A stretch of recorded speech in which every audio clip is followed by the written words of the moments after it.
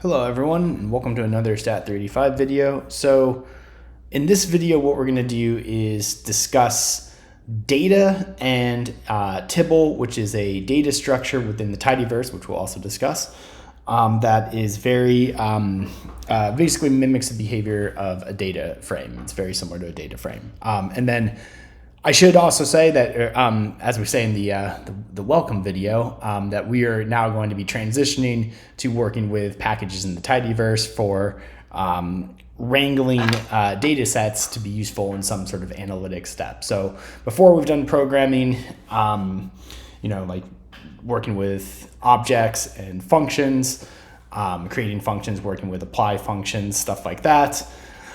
And now we're going to be talking about programming in a data analysis context, even though in this class, we're going to restrict ourselves to programming rather than actually doing data analysis. And then hopefully the other statistics classes you take will focus on data analysis. Okay, so this is a slide deck that I've borrowed from David Dalpiaz. So thank you, David.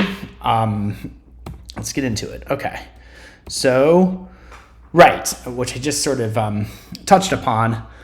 So far in R, we have worked with objects and functions. Remember, everything in R is an object. Everything you do in R is a function call. So we've discussed atomic vectors, lists, data frames, functions, mostly the first three when we talk about objects, but a function technically is an object.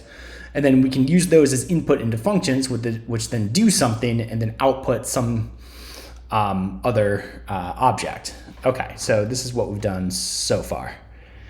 Okay, so now we're going to, I guess, it makes sense to, as we move into the tidyverse and discussions about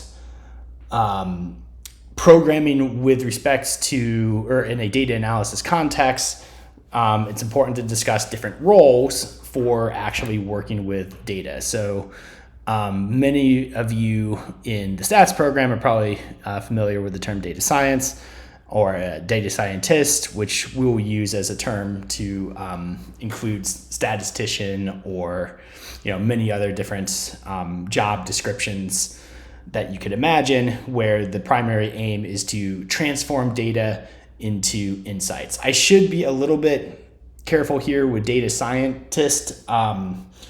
Data science itself as like a separate or different discipline than statistics may not necessarily consider the broad level of or the broad form of transforming data into insights, but nonetheless, I think it is fairly reasonable, definitely in the world of industry, that this title is appropriate for that idea. Okay, transforming data into insights. And then you have, on the other hand, a data engineer, which is transforming data into data, which of course seems very strange at first glance, but the idea with that is that you may have some sort of process which is collecting some, like actually collecting measured data in some sort of raw, not useful form. And a data engineer would then, transform that into data that would be useful for a data scientist. And also data engineers are interested in how data is stored, what is the best way to store data, what is the best way to access data, that kind of stuff as well. So these are distinct roles, and I'm going to emphasize them here because as we move throughout the rest of the semester, we'll sort of live between both of these worlds. However, we won't necessarily focus on data analysis, but rather like how to develop a set of tools that could be useful for data analysis would be the way to think of it. Okay, so first of all, what is data? I'll just, oh, wait, did I skip? Okay, actually, nope, I went too far. So what is data? So you can pause the video, read these definitions. I don't think these definitions are necessarily complete. So, if we have the Merriam-Webster factual information used as a basis for reasoning, discussion, or calculation.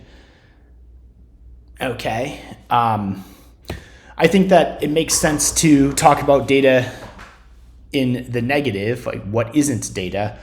And what I like to say is data is anything that cannot, or if it can't be measured, then it isn't data. And I think that I don't want to get too far in the weeds on this, because this is actually a description that I think is also useful for statistical research to keep in mind. So it's actually a fairly broad definition that actually would hold in a lot of different contexts. So in short, data is, or if it can't be measured, then it isn't data, would be a way to think about it. And if it can be measured and can be tabulated and stored, then it is data. Yeah, I really want to go down this rabbit hole, but it's not really, it's beyond the scope of this course, as we often like to say. Okay, so in particular, we will be working with tabular data. And in tabular data, a variable is going to be some quantity, or something that you can measure. And then a value is going to be the state of the variable when you measure it. And an observation will be a set of measurements made for one particular, I usually say individual. And when I say individual, I could mean like an actual physical subject or just some time point. And then tabular data is going to be a set of values, each associated with a variable and an observation. Okay, so this sets up, this is actually going to set up the data structure referred to as a Tibble. So that's kind of the direction that we're going in. Okay, so tabular data is going to consist of rows that represent observations. So this is what I usually say, like a row is one subject, technically observation, and then you have a bunch of variables collected on that particular subject. And then each one of those within the rows is a value. Of course, we have more observations, so we have more values filling out the whole thing. So in this sort of description, I've kind of given away what the next one is. Columns are going to represent variables, features, attributes, whatever. And those are the things that you collect on each observation for some purpose. And then the cells are the values themselves. So, okay, so we have rows for observations. We have columns for variables collected on observations, typically in the data analysis context, and cells, which just represent the values in the tables. Okay, so typically in statistics, we say that we have n observations, p variables type of thing. So we have n rows, p columns, and that sort of tabular data formulation of that concept. Okay, so now on to tidy data. So these are the rules that make a data set tidy in this, as we switch to the tidyverse. So each variable is a column, each column is a variable, each observation is a row, each row is not, okay, so each value is a cell and each cell is a single value. Okay, so these are the rules that will define a tidy data structure. And, we can think of the columns themselves being, columns are variables, observations are rows, and then the individual cells specify the values of this data structure. Okay, so that specifies tidy data. Don't necessarily, okay, so this is, in the book that we reference, R for Data Science, there's a whole, I guess, I don't want to say life cycle, that's the wrong word, but just schematic representation of what a statistical analysis, or what an analysis, I'm saying statistical analysis in the context of, this discipline, this department, but I guess an analysis of data from start to finish. So where you would have some data existing on your computer or in the cloud or whatever, and then you would import it into the programming language that you're working with, and then you would tidy that data into like an initial usable form. And then you may consider, in an analysis context, transforming the data further, then visualizing it, then constructing some modeling and iterating this process until you have come to a acceptable, useful analysis that can elicit some insights for some interested party, be it a scientist, researcher in general, or or some industry professional, or your boss, I guess, this is to put it shortly. And that's the communication step. Okay, so we're not going to be in this class working in the loop here, the transform, visualize, model, or the communicate, but we need to develop the tools to make those things possible. That's a big part of statistical programming, and that is what we are shifting to within discussing programming in the context of data analysis. Okay, so we can think of maybe a more basic representation of this life cycle, which we have storage and transport. So that is like where the data is physically stored. And then we have this import step, and then programming on the tabular tidy data that we would have. And then here we can think of for like working on this tidy structure to maybe filter out rows that aren't useful, or select some of the columns, subset some of the columns, subset some of the rows, stuff we've seen before, or create new columns from existing columns, that kind of stuff. Maybe converting objects of certain types to other types, finding, detecting, and then maybe removing or changing NA values, kind of stuff that you would need to do for an analysis. And then the next stage of this would be the analytics step, in which you're trying to turn data into insights, or possibly, And while we aren't going to discuss modeling or hardcore modeling in this class, we will discuss data visualization that you could imagine would be associated with some sort of model building process here, and we will create different data visualizations and discuss it in detail. But like the purpose of those discussions won't be to answer any sort of like interesting question, although I will discuss interesting findings as we go, because it's just natural to do so, and I'm sure that when you're watching the videos, you will too. Okay.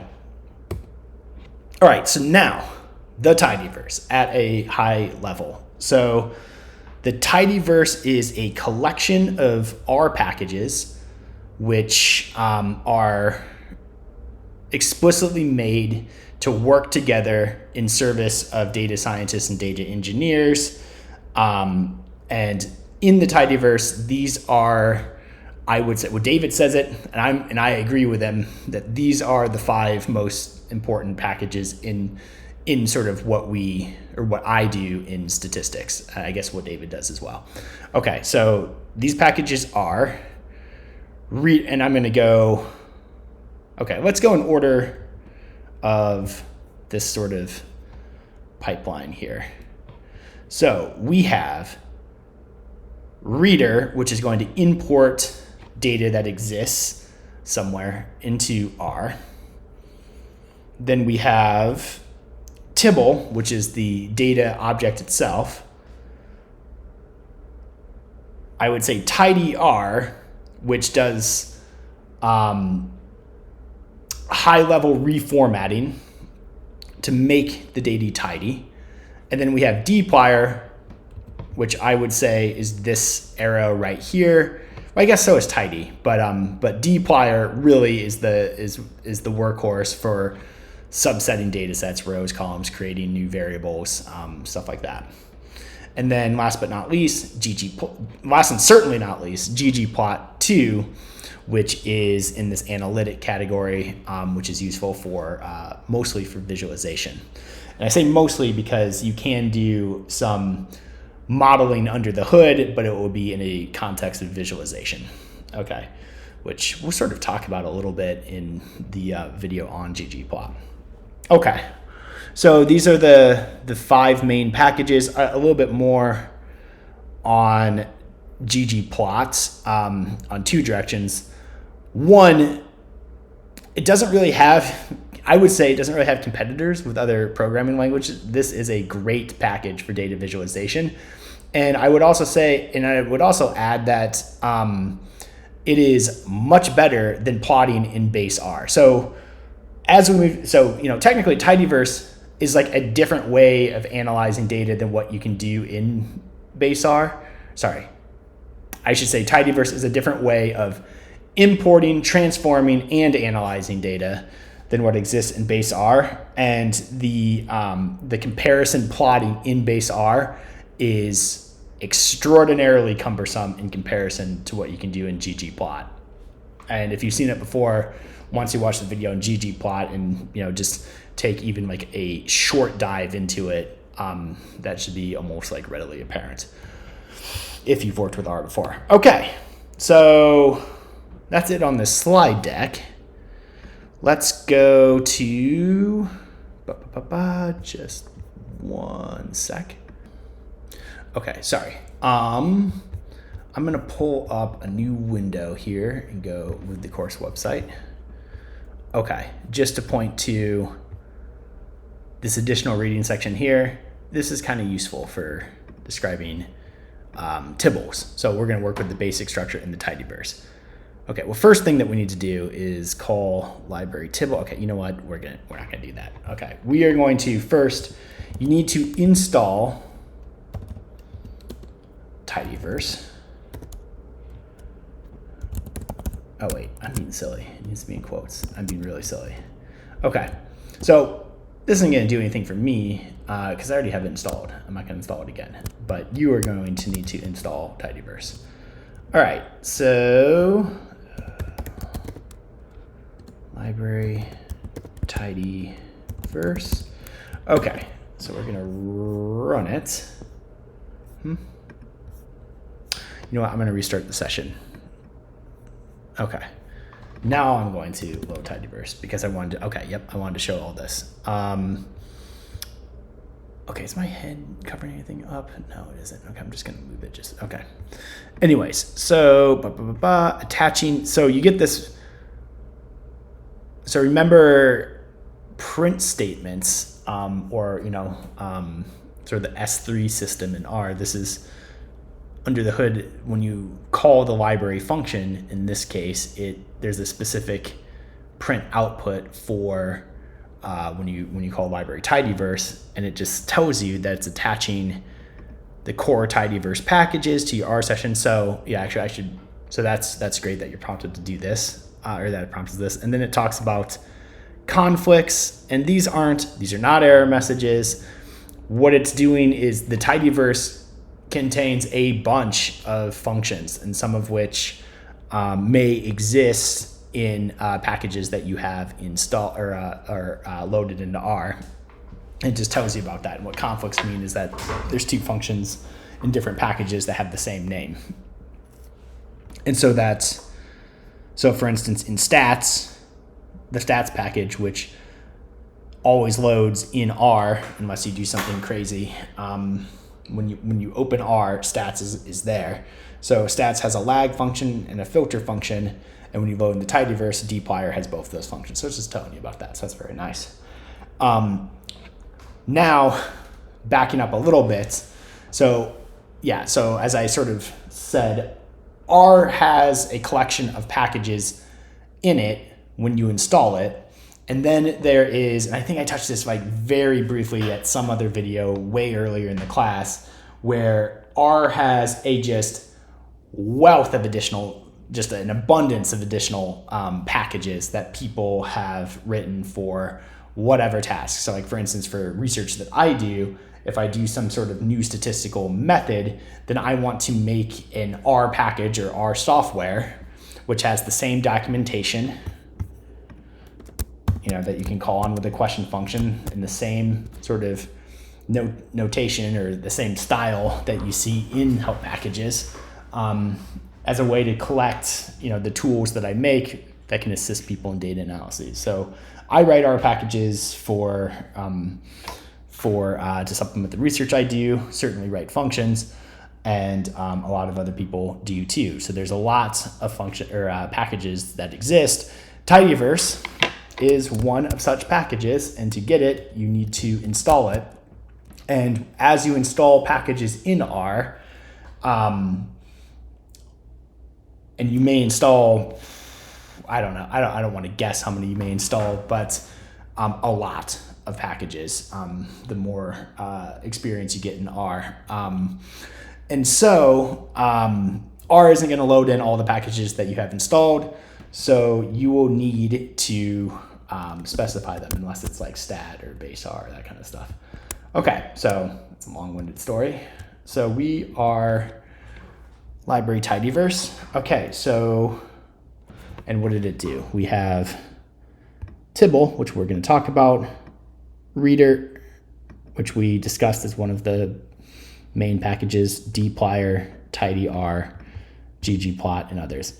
I mean, I don't want to say that the other ones are useless. I use libradate all the time, and stringer I've used a few times. I don't really use, or maybe I do and I don't know it, but those other ones I definitely know that I use quite a bit. But anyways, the big five is definitely something that we're going to be using. Where did my slides go? Oh, anyways, it's fine. Okay, so Tibbles. So one small aside before we get there. So in base R, there is a data frame called air quality, which I guess you could say is some sort of canonical data frame for communicating concepts that involve data frames. That's just built into base R. And you can see that when you load it in, or when you print it, the printing is not very useful. I mean, you can see that there are values corresponding to some number of variables, but you'd have to go all the way up to the top to get the variable names. And so it's not a very useful description. And, essentially, if you're going to display any data frame that has more rows than what you can display in R, this is what you're going to get. And if it has more columns than what you would can actually view in the window, then it's going to do something crazy where it's going to go here. It displayed 153 rows. It's going to display 153 rows for that initial set of columns that can fit on your screen, and then 153 rows for the next group of columns, and you have to do all kinds of crazy scrolling. So not an easy presentation, but now, just like air quality is a canonical data set for communicating concepts about data frames that exists in base R, there is a, I guess, more fun one in dplyr called Star Wars. And you can see that this is initially looks like a data frame, but it's a Tibble. It says it's a Tibble. It also gives you the dimensions of the Tibble right away. There's 87 rows and 14 columns, or there's 87 observations and 14 variables. Okay, very cool. It displays a little snapshot of the columns that are displayed. So we can see, name, height, these variables. But it also shows some information about the type of the variables right under the variable name. So character, integer, double, character. Cool. Okay. And then it says 10 rows, which you can see. It highlights NA values to alert you that, hey, there's values that are missing. This is all very cool. Tells you that there's 77 more rows and 6 more variables, and it gives you information about those variables. And then you can, print more if you want. Okay, cool. All right, just a sec. Okay, so let's see here. So I can use Glim, Star Wars, and oh wait, what am I doing here? No, I don't want to do that. Sorry. I want to, okay, first I can also display air quality, the data frame, as a Tibble. So remember, air quality is this 153 rows, very hard to see, but I can convert it to a Tibble. So I guess at a high level, you can think that a Tibble is a data frame that has a specific additional structure to it, which is now being leveraged in order to print out or display information to you in a much more convenient way than what data frame in base R actually does. And stepping back from that high level, getting more specific, we can actually see that although air quality is a data frame, that's what its class is, a Tibble is also a data frame, but has these other additional classes which are actually doing the task of what I just said, which allows it to be printed in a way that's more readily interpretable, I guess, has more information about it. Okay, so how can we, instead of working with the stock Tibble or converting some data frame that exists into a Tibble, how could we just make a Tibble straight from scratch? Okay, so we can do the exact same thing that you would do in base R with data frame and just specify variables directly. So remember, okay, so we're doing a tidy data structure. We have variables, we have observations, and we have individual cells. So I'm specifying the variables, and it's going to have a consistent number of observations for the variables. And I may leverage recycling. So if I want to do the integers from 1 to 10, and I want to do hello, we can see that this is going to display as a Tibble. And hello exhibits some, in order to create it, there's some recycling going on. Okay, so now if I want to do something like this, it's going to complain. So the tidyverse Tibble and the tidyverse can be rather finicky and complain about a lot of things. So this one is not going to allow you to do recycling for any object with length greater than 1. So we actually can get around this in a number of ways. One way is to realize that that's going to happen and specify a rep function. So there's 2, this is a length 2 vector. I'm going to repeat it 5 times. Okay, and that gets the recycling that I would want. Another, and this is, I don't know, maybe this is a poor form hack, but I'm going to just do it. Data.frame, and then as Tibble, and that's just the same thing. So I could just leverage the type of recycling that exists in R and then just convert the thing to a Tibble to get the nice presentation. Okay, so so if I were to do the data frame itself, this is obviously going to be class data frame, but the as Tibble on top of the data frame will, convert it into a Tibble. Okay, great. Okay, so that's very interesting. Okay, so now subsetting. Let's do, to make it a little bit easier to type, we'll call data frame. We want to highlight the differences between data frames and Tibble. So we'll take our air quality data frame, call it data frame, and then we will do Tibble as Tibble air quality. Okay.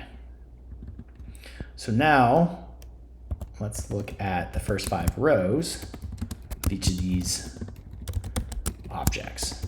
Okay, So we've seen this before. This is just basic subsetting. Here, you get a very similar form of subsetting. A subset of a tibble is still a tibble when we subset the rows. When we subset the columns, things differ slightly between data frames and tibbles. Okay, so normally the one, as we've seen before, the single square bracket is type preserving, except when we did this row column subsetting inside of a data frame. Here we get this, I think it's, type, an integer vector rather than a list. Okay, so however, in the tidyverse, the tibble, if we look at the column, we get something that still has that's still a tibble. So so it's just a subtle difference. So I guess you have type preservation with subsetting on both rows and columns in the tidyverse, and you don't with data frames. So one slight difference there. Another difference is the following. Okay, so let's say that I want to create some integer vector, and then I want to then make some function of it and store it as another value. Okay, well, R is going to complain. Because what this is doing is it's not actively storing X anywhere in the global environment, which I have hidden from view. It just has these two things, data frame and tibble. Is that right? Yep, that's right. Okay, so then, right, so it's not actually creating a variable X that is accessible. However, through magic that is beyond the scope of this course, Tibble does do it. Okay, so I know I say it's magic beyond the scope of this course, but in tidyverse, as we get into it a little bit deeper, we're going to see stuff where you can do manipulations to variables by referencing their names directly inside of like functions, specifically within the dplyr package. And so like you can call a variable name directly and say I want variable squared. And so I guess the magic internally inside of Tibble is doing the exact same logic that with X specified, I know that I want to create a Tibble with X and I want to access it right away to create Y, and tidyverse is just naturally sort of equipped to think of things that way. Okay, what happens, just out of curiosity, would this work? Yeah, that's what's happening, and it's doing it in order. Yeah, I thought so. The order would be important. Okay, so anyways, very cool. So that's a good thing. You know what? I'm just gonna write it down so we don't forget it. Okay, so this does not actually work. The magic is not, maybe magic, but it's not smart. Okay. All right, great. So let's look at the different types of meta information about these separate objects. Attributes, data frames. We have variable names, I guess, class, and then row names. Okay, and then attributes.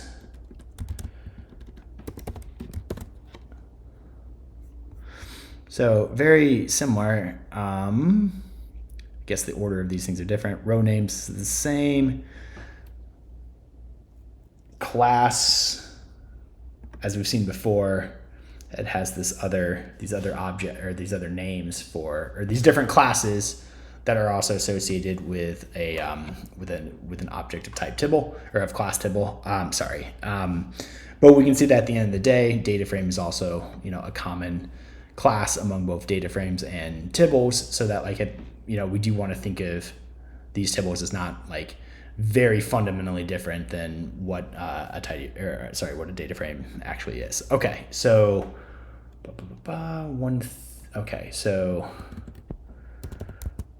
one difference here. Okay, so row names, as we saw, they're going to be exactly the same. I can't, what's the way to, how would I do,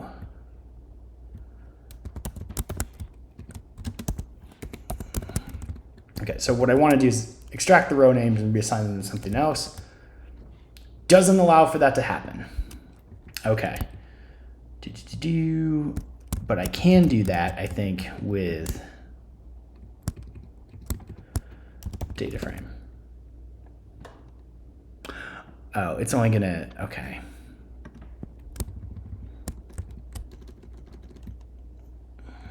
Instead of doing that, because it's complaining that I'm just using A 153 times, which makes sense. Let's do 153, set equals this. Okay, so I did just change the row names. Now, yeah, let's just look at the attributes again. Yeah, so here's the new row names. Okay, so Tibble doesn't let you mess with the row names. And what I think the reason for that is that Tibble is not a package that exists in isolation of, or that is meant to exist in isolation of other packages. The whole, I guess, let me pull up, let me go back. Normally I work directly from the command line, but let me pull up these slides again.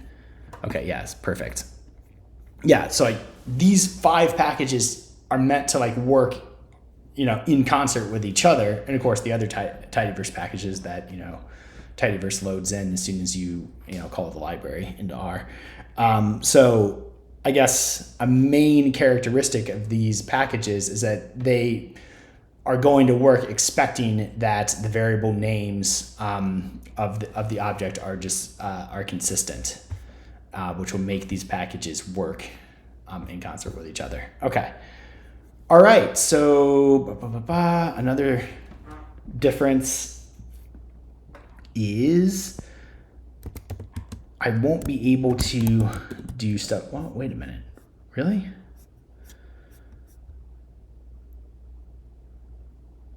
I thought that. Wait, what just happened?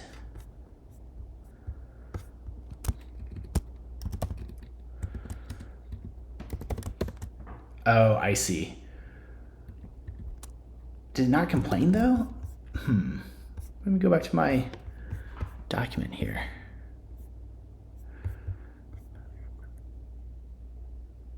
Okay, so tables don't support arithmetic operations on all columns. The result is a slightly coerced data frame. Ah, okay. Yeah, okay. Sorry. No, that was... yeah, so I just broke out of the Tibble structure when I multiplied,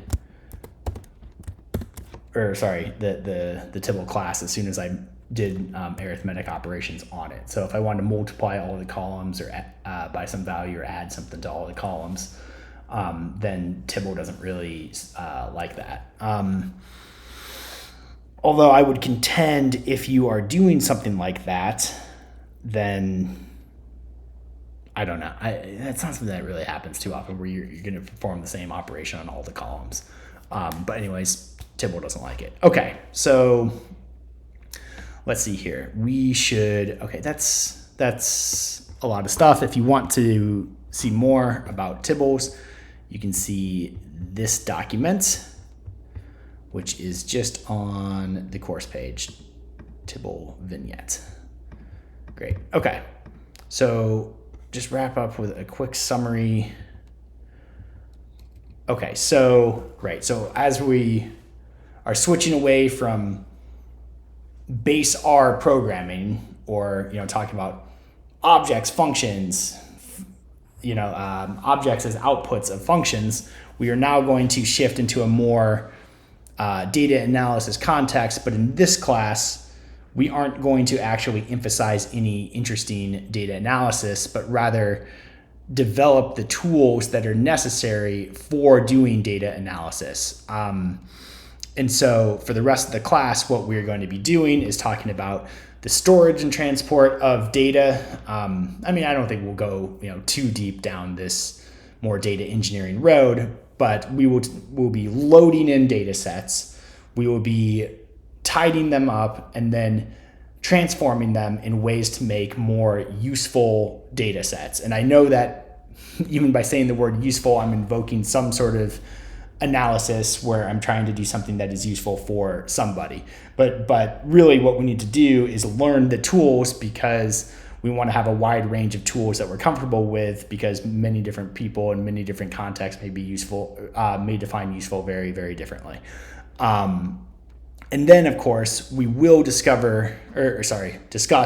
some parts of data analysis, although we won't be doing data analysis. We'll be discussing data visualization, for instance, and developing because ggplot is a massive package. And so we'll cover very, very soon after this, I think the next video, we will scratch the surface on some of the fundamentals of ggplot for visualization, but not necessarily in conjunction with some interesting data analysis, but we'll just show kind of what ggplot can do so that you can learn kind of the general layout and a structure for ggplot that can lead you down the road to produce interesting visualizations for an analysis when the time comes for such a thing. Okay, so that's a lot of stuff. I'm going to stop here.